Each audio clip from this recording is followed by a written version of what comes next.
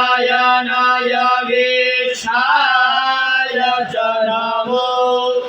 नमः सर्वस्मै ते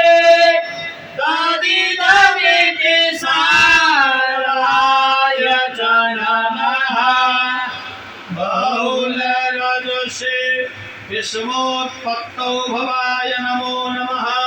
प्रबलतमसे तत्संहारे हराय नमो नमः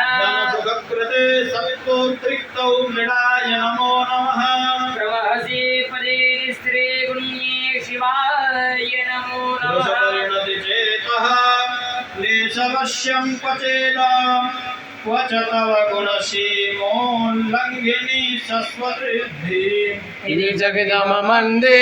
कृत्यमां भक्तिराधात् वरचरणयोस्ते भाग्यपुष्पोपहार कज्जलं सिन्धुपात्रे सुरतरुवरशाखा लेखनी पत्रमूर्वी लिखित यदि गृहीत्वा शारदा सर्वकाल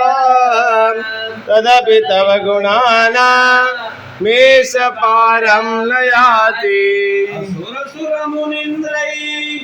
रचितस्येन्दुमौले